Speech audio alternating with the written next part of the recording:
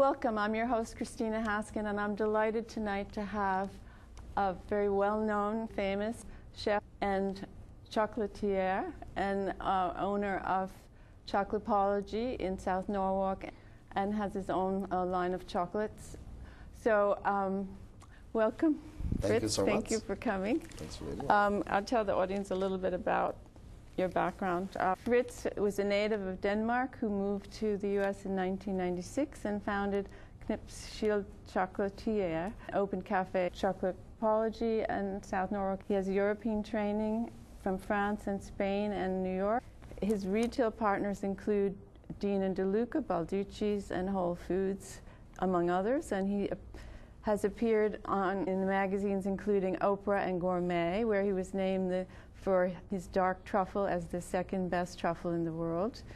He has appeared on national TV shows Behind the Bash, Throwdown with Bobby Flay, and on Martha Stewart. He also was a contestant on the Food Network in Chopped, and he has many, many awards for his chocolate and packaging and his business leadership and accomplishment. And he also gives classes on making chocolate. So, welcome. Can you tell me a little bit why, first of all, why you became a chef and what was your interest in food, and then how you sort of got into chocolate? It's kind of a coincidence, actually. My sister was working in a restaurant and was sick, and she was afraid of the owner and too afraid to call in sick, so she kind of sent me instead. And I was young, 13, 14 years old, you know, kind of normal to have a job on the weekends, earning some money so you can buy things, do things. And my family has always been very, you know, need to earn your own money and respect money and all that. Started in the industry when I was young, fell in love with it. I think, you know, the crazy chefs, the noise, the cute servers, the industry. It was just super fun and different.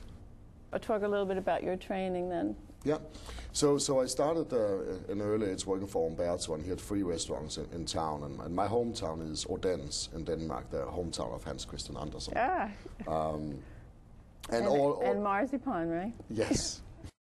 All super premium restaurants where you learn everything from A to Z. Making bread, making chocolates, making petit fours, food, obviously. So I went around from these 3 restaurants and then went into culinary college for 4 years, which is a kind of tough education, as you can imagine. The restaurant industry is brutal when you don't really know it. Worked a couple of different places in Denmark, northern Copenhagen, Culinary on the water. Worked in France and near Chamonix, Mont Blanc, a little town called Montroc, and Portobello, Spain. Wanted to get away from Europe, wanted to travel. At that time I had a Danish girlfriend, and we just wanted to get far away, and picked the US, partly because... in New York you came, or so? Actually came as a private chef for a very wealthy family in Greenwich. Then I got sponsored by a French restaurant in Westchester called Le Chateau, and that's also how I got my green card. So I needed a sponsorship back then. Was there for a couple of years. After that, I actually went in to the city and became a private chef again, and that was really when I started to play with the thoughts of developing my own chocolate line. Well, why did you come up with the chocolate idea, or just like chocolate? Or well, I always loved chocolate, sweets in general, and I still do love sweets. I missed handmade, awesome, delicious, fresh bonbons, truffles, and I just didn't really see a lot of it. Did you also want to do your own kind of signature thing, or I've always known that I wanted to do my own thing since I was a teenager, 15, 16. It was very clear that I wanted to be my own boss, and yeah. And so, and then how did you start out in this business? Because you're very, it's grown quite exponentially. I started to experiment with chocolates in my apartment back then, and then I was fortunate that I was a private chef in the city, and I also had a flat there that allowed me to actually kind of visit customers while I was at work.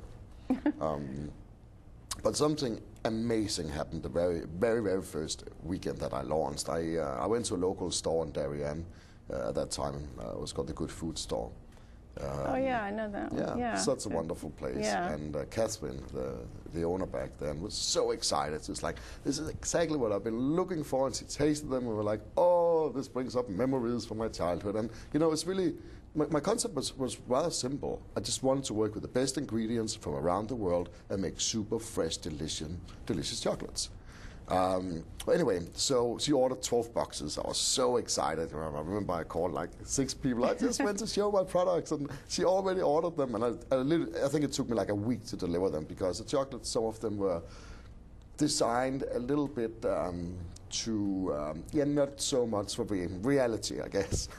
I remember one had honey in it, and I would make this little bee out of marzipan and put stripes on it and wings, which was a great idea for like a home party, but not for wholesale retail.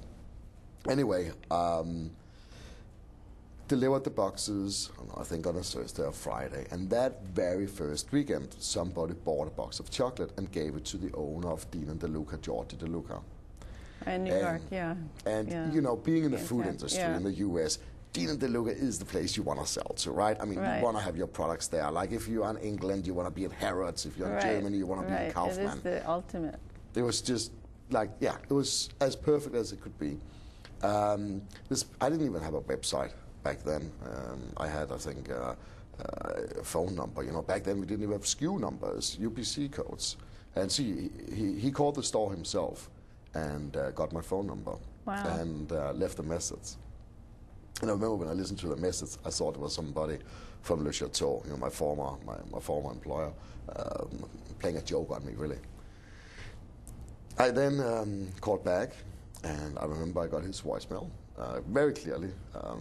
George is one of the most amazing foodies, really, I think, in the U.S. And what he has accomplished is amazing. He has a palate like,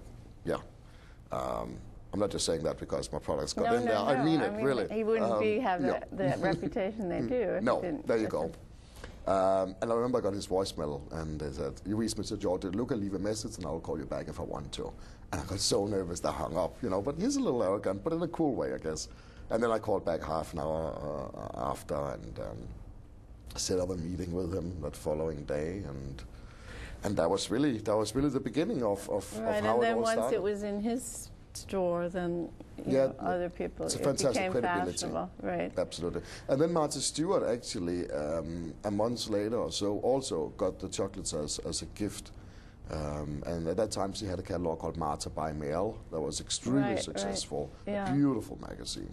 And she became a customer rather quickly, and also loved that I was in Norwalk. She was in Westport, even though, you know, corporate offices were in New York City. I looked on YouTube, and you have that little piece with her where you're making a Noel cake or something. That's right. Yeah. Yep. It's fun. So you were also on her show. Right? That was fantastic. It was actually the first time that I recall I was on TV. It was. Yeah, and it was then amazing. how did the restaurants come up? You just wanted to. Well, you made this a bit. That's your business, right? And where do you produce them in a factory, or what? How does that happen? Well, so I didn't stay. I didn't stay in my apartment all along. No, that's a good point. Yeah. I then got a commercial kitchen in Norwalk, and just focused on wholesale, making chocolates, selling to retail stores, focused on growing the wholesale division, and I was in that kitchen for 5 years.